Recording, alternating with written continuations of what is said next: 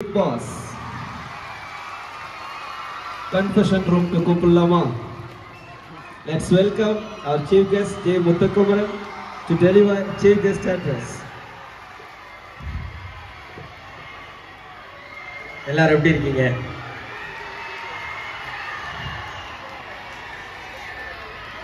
எல்லாருக்கும் வணக்கம். தோன்றின் புகழோடு தோன்றுக அக்கிலார் தோன்றலின் தோன்றாமை நன்று அப்படிங்கிற வள்ளுவத்துக்கு பிறக்கும் போதே புகழோடு தோன்றணும் போல அப்படின்னு ரொம்ப நாளா நினைச்சிட்டு இருந்தேன். இல்ல, பிறக்கும் போது எந்த புகழும் தேவையில்லை. ஆனா வளரும் போது நிச்சயமா புகழ் பெறும் வகையில வளரணும். அப்படி புகழோட திருப்பி என் ஊருக்கு வந்ததுல எனக்கு ரொம்ப மகிழ்ச்சி. ஏன் என் ஊர் அப்படின்னு சொல்றேன்னா, 2017 இருந்து 20 வரைக்கும் ராமநாதபுரம் அண்ணா பல்கலைக்கழக பொறியியல் கல்லூரியில தான் நான் படித்தேன். இன்னும் ரொம்ப சொல்லணும்னா, நேரா போன ஒரு பஸ் ஸ்டாப் இருக்கு, அது பேர் என்ன, கேணிக்கரை பஸ் ஸ்டாப்ல இறங்கி இந்த சையதம்மாள் மெட்ரிகுலேஷன் பாதை வழியா நடந்து போய் இங்க கல்லர் தெருன்னு ஒரு பகுதி இருக்கா, அந்த கல்லர் தெரு பகுதியில் ஒரு பிள்ளையார் கோவில் இருக்கு. அதுக்கு பக்கத்துல இருக்கிற ஒரு இடிஞ்ச கட்டடத்துல ஒரு 7 பசங்க சேர்ந்து வீடு எடுத்து தங்கி தான் இந்த இன்ஜினியரிங் கோர்ஸை நான் முடிச்சேன். இந்த பகுதியில ஒரு 1000 முறை நடந்து போயிருப்பேன். அப்ப யாருமே என்னை பார்த்தது கிடையாது, இப்ப யாருமே என்னை கண்டுக்கிட்டது கிடையாது. வெள்ளை யூனிஃபார்ம் போட்ட நிறைய பசங்க பிள்ளைகள்லாம் நிற்பாங்க. இங்க இந்த ஐஸ்கிரீம்லாம் வாங்கி சாப்பிட்டுக்கிட்டு இருப்பாங்க. அவங்க எல்லாம் பார்த்துட்டு நிறைய நாட்கள் நடந்து போயிருக்கேன். இன்னைக்கு அதே பகுதியில வெளியில ஒரு பதாகை வச்சு முத்துக்குமரன் ஒருத்தர் வர்றாரு அப்படின்ன உடனே நீங்க எல்லாம் எவ்வளவு ஆவலோட ரொம்ப மகிழ்ச்சியோட உங்க வீட்டுல இருக்கிற ஒருத்தர் மேடையில் இருந்தா எவ்வளவு மகிழ்ச்சி அடைவீங்களோ அதே மகிழ்ச்சியோட வரவேற்கிறது. இது ஒரு சீக்ரெட் தம்பி. இது என்னது? இது ஒரு மேஜிக். உண்மைதானே? ஒரு 26 வயசு பையன் ஒரு பாரம்பரியமான பள்ளிக்கூடத்துல சீஃப் கெஸ்டா வந்து நின்று உங்க எல்லாரும் மனசுலயும் இடம் பிடிச்சு உங்க கைதட்டலாம் வாங்குறது சாத்தியமா? அவ்வளவு ஈஸி கிடையாது. இது ஒரு மேஜிக். இந்த மேஜிக் எப்படி பண்ணேன் அப்படிங்கிற சீக்கிரட்டா உங்களுக்கு எல்லாம் சொல்ல போறேன். யாருக்கெல்லாம் தெரிஞ்சுக்கணும்னு ஆசையா இருக்கு? சரி, முதல்ல தெரிஞ்சுக்கணும்னு ஆர்வமா இருக்கிறதுக்கு நன்றி. ஒரு 5-10 வருஷத்துல நீங்க எல்லாரும் இந்த மேஜிக்கை பண்ணி இங்க நிக்கிறதுக்கான சீக்கிரட்டை நான் சொல்றதுக்கு முன்னாடி, பொதுவா தமிழ்நாட்டுடைய எல்லா பகுதிகளுக்கும் போறோம். தமிழ்நாடு கடந்து இந்த மாத இறுதியில சிங்கப்பூர் போறோம், அடுத்த மாத தொடக்கத்துல மலேசியா, அதுக்கப்புறம் குவைத் போறோம், அதுக்கப்புறம் ஜார்ஜியா, ஜூன் எண்டுல பிரான்ஸ், ஜூலை ஃபர்ஸ்ட் வீக்ல யூஎஸ்ஏன்னு வரிசையா உலகம் முழுவதும் பயணம் பண்ற வாய்ப்பு கிடைக்குது. அங்க எங்க போனாலும் நான் மேற்கோள் காட்டுற ஒரு நபர் ஐயா அப்துல் கலாம். ஐயா அப்துல் கலாம் அவர்களை மேற்கோள் காட்டி கண்டிப்பா பேசுவேன். ஏன் அப்படின்னா அது நம்ம பகுதியுடைய பெருமை. இன்னைக்கு உங்களுக்கு அப்துல் கலாம் ஐயா பத்தி சொல்லணுமா அப்படின்னா நான் அப்துல்லா ஐயா பத்தி சொல்லணும்னு நினைக்கிறேன். இனி போற இடங்கள்லையும் நான் அப்துல்லா ஐயா அவர்களை பத்தி சொல்லணும்னு நினைக்கிறேன். ஒரு பெரிய இடத்துக்கு வர்றதுக்கு என்ன முக்கியம்? பொருளாதாரம் அப்படின்னு யாராவது சொன்னாங்கன்னா அது இல்லை. ஒரு பெரிய இடத்துக்கு வரணும்னா அதுக்கு தேவை ஏழ்மை. நம்மள மாதிரி சாதாரண குடும்பத்துல பிறந்த ஒருத்தரால தான் நிச்சயமா இவ்வளவு ஒரு இடத்துக்கு வர முடியுங்கிறதுக்கான மிகப்பெரிய சான்று அப்துல்லா ஐயா அவர்களும் அவங்களுடைய மகள் நம்மளுடைய கரஸ்பாண்டன்ட் நம்ம ராஜாத்தி. ஒரு நல்ல கைதட்டல் கொடுங்க, தப்பே கிடையாது. இன்னைக்கு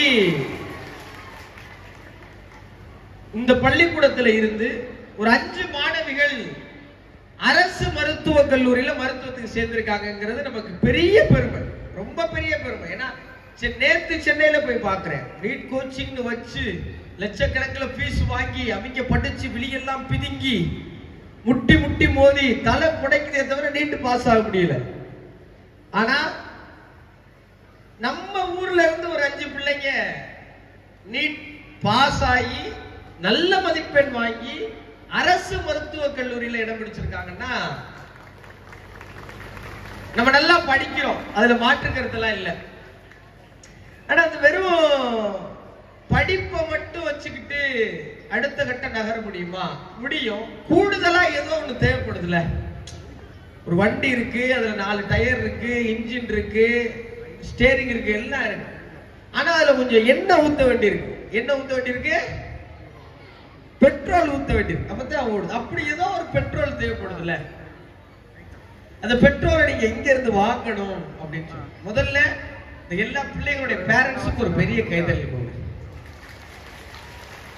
ஏன்னா இன்னைக்கு நிலைமைக்கு இந்திய ராணுவத்துல கூட வேலை செஞ்சிடலாம் போறது. இந்த பிள்ளைகளை மேய்க்கிறதுல அதை விட பெரிய டாஸ்கா இருக்கு.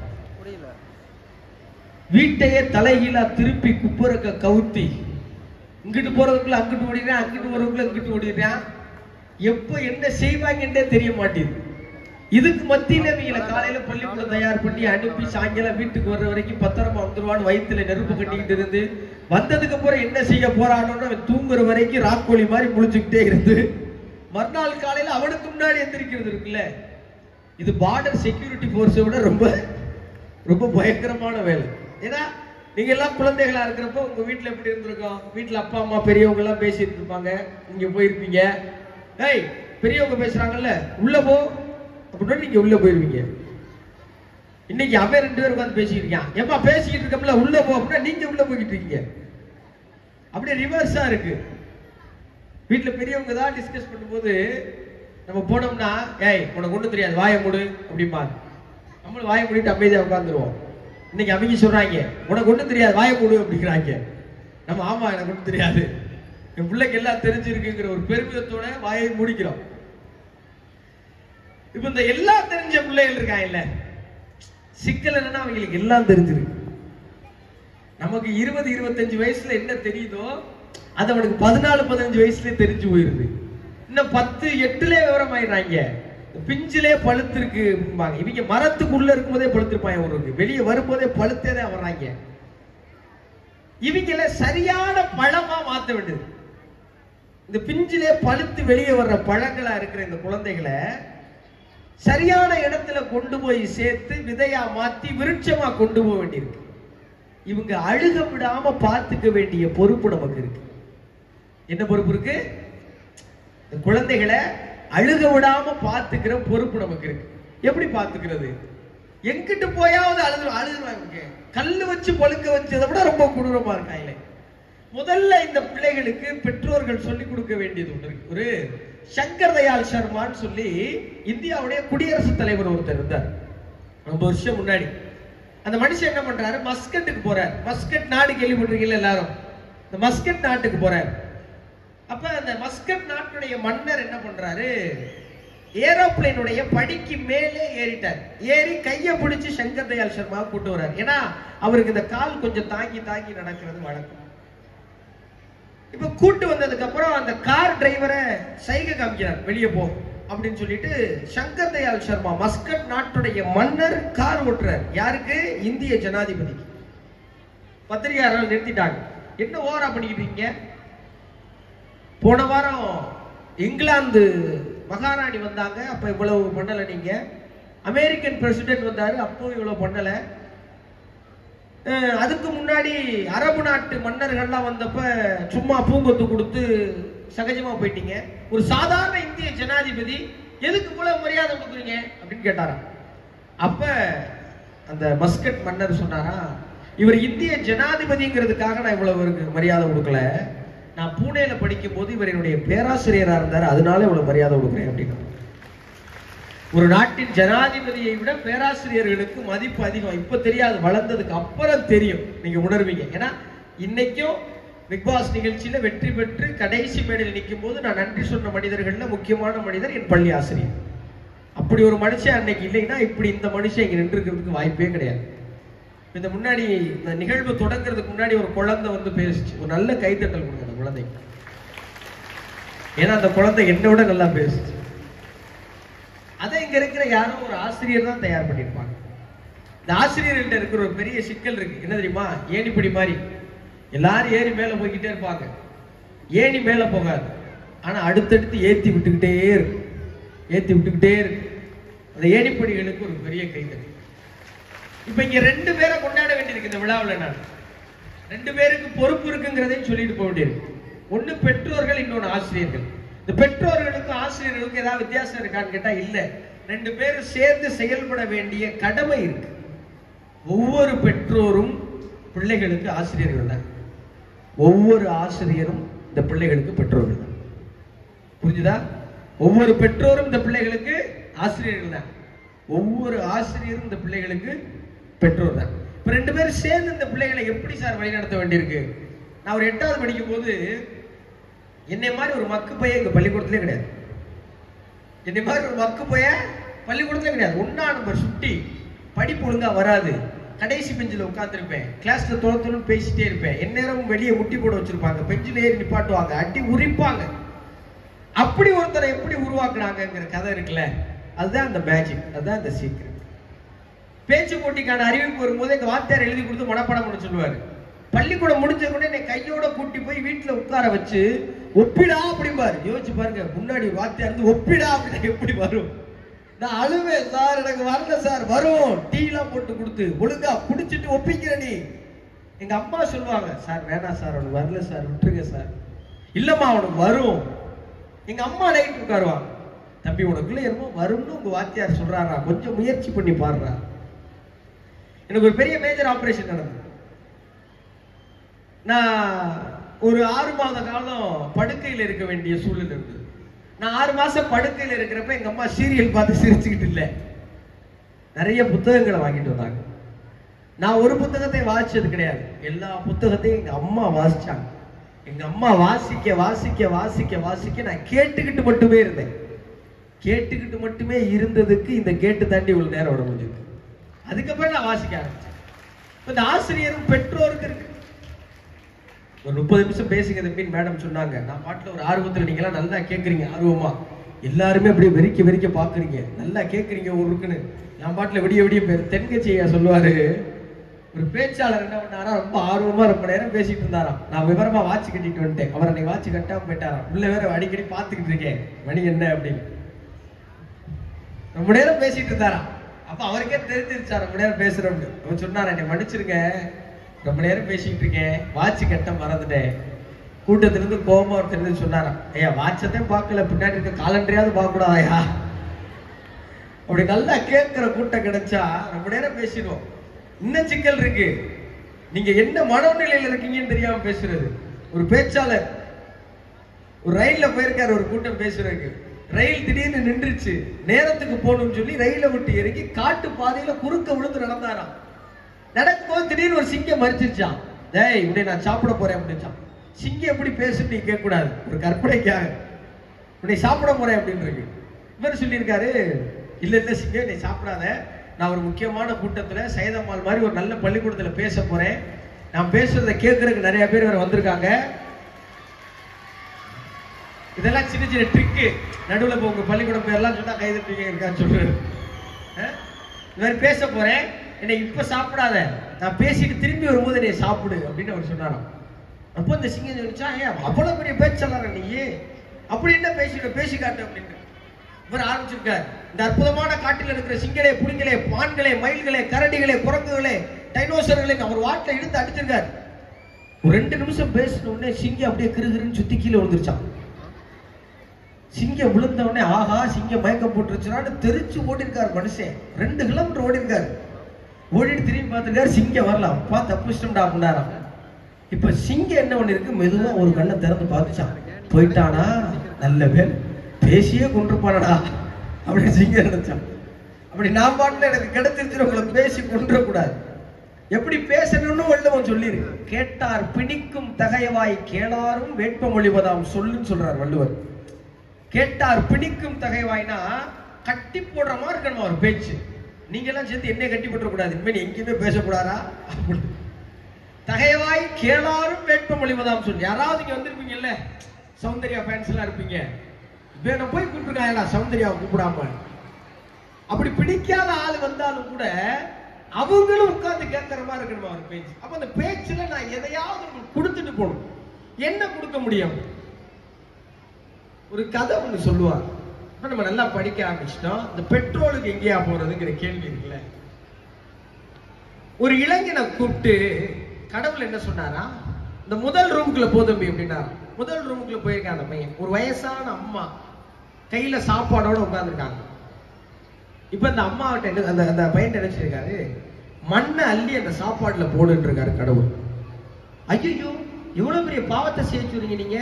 வயசான அம்மா, அவங்க சோத்துல மண்ணு போடலாமா, நான் அந்த ரூம்ல இருக்க மாட்டேன் அப்படின்ட்டாங்க. 2வது ரூம் போயிருக்காங்க. இப்போ ஒரு கண்ணு தெரியாத தாத்தா, அவரு யாசகம் வாங்கி பிச்சை எடுத்து பணம் சேர்த்து வச்சிருக்காரு.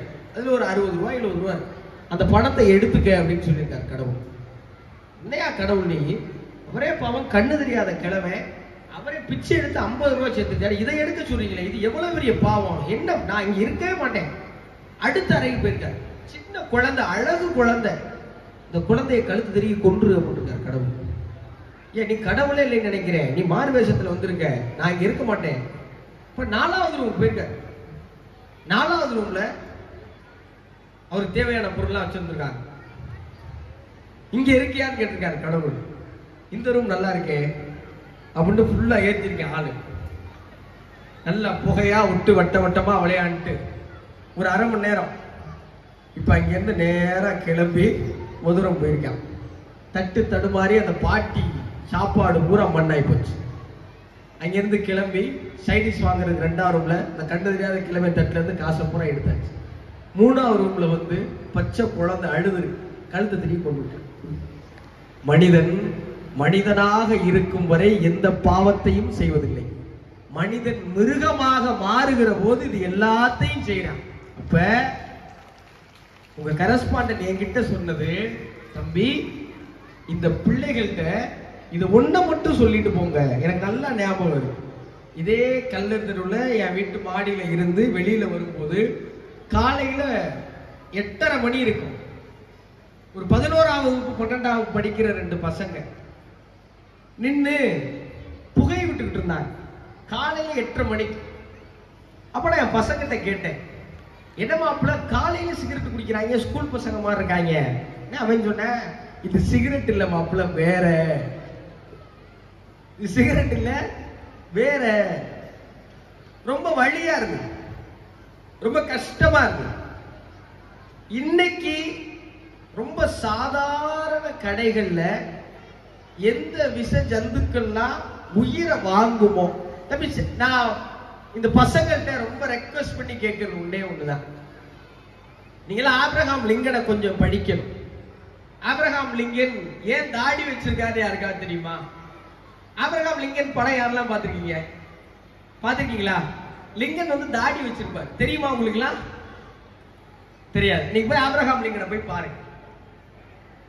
கிட்டத்தட்ட 200 ஆண்டுகளா அமெரிக்கால மனிதர்கள் அடிமைகளா இருந்தாங்க. எப்படி இருந்தாங்க?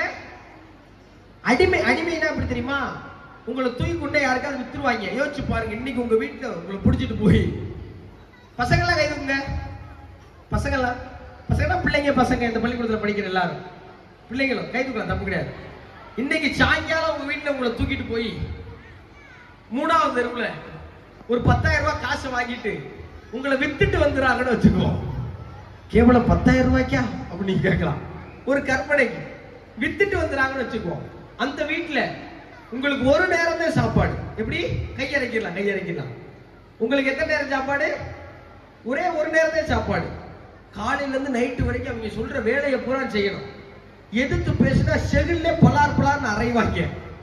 நைட்டு தூங்குறது கொசுக்கடி. இப்படி ஒரு வாழ்க்கையை யாராவது கற்பனை பண்ணி பார்க்க முடியுமா?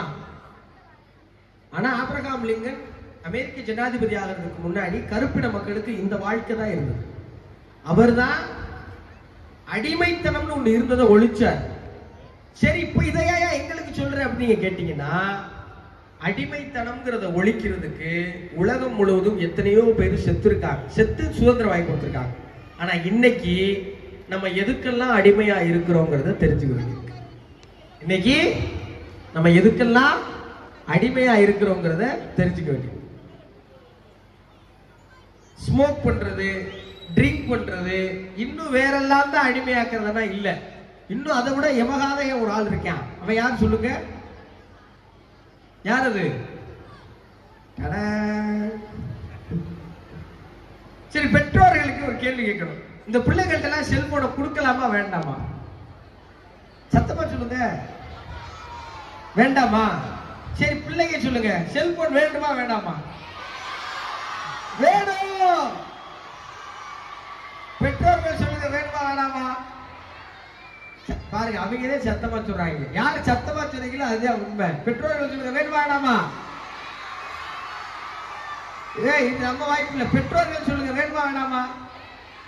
பசங்க சொல்லுங்க, வேண்டுமா வேண்டாமா? கடைசி வாய்ப்பு பெற்றோர்களுக்கு. வேண்டுமா வேண்டாமா? வேணாம். நீங்க வேணாண்டீங்கன்னா அவன் எடுத்துட்டு போகான்னு போயிடுவான். நான் சொல்றேன், பசங்க கையில செல்போனை கொடுக்கணும்.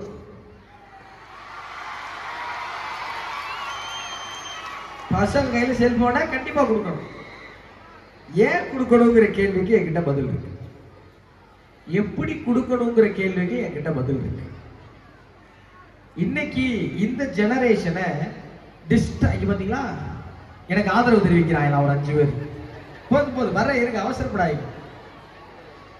இன்னைக்கு இந்த ஜெனரேஷனை டிஸ்ட்ராக்டட் ஜெனரேஷன் அப்படின்னு அடையாளப்படுத்துறாங்க உலகம் முழுவதும் இருக்கிற குழந்தைகளை ஆய்வு செய்கிற வல்லுநர்கள். இதை ரொம்ப நுணுக்கமான விஷயத்தை நான் சொல்லணும்னு நினைக்கிறேன். சரி தம்பி கவனிங்க, இது உங்களுக்கு ரொம்ப தேவையான விஷயம் தான். ஆமா, நான் சொல்லி முடிச்சதுக்கு அப்புறம் நீ கல்லை விட்டு எறியக்கூடாது, சரியா? பக்கத்துல கல்லுகள் இருந்தா வாய் கீழே போட்டுருங்க.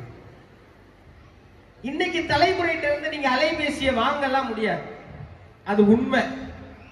ஏன்னா இன்னைக்கு எல்லா தேவைகளும் அதை ஒட்டுனதா மாறிடுச்சு.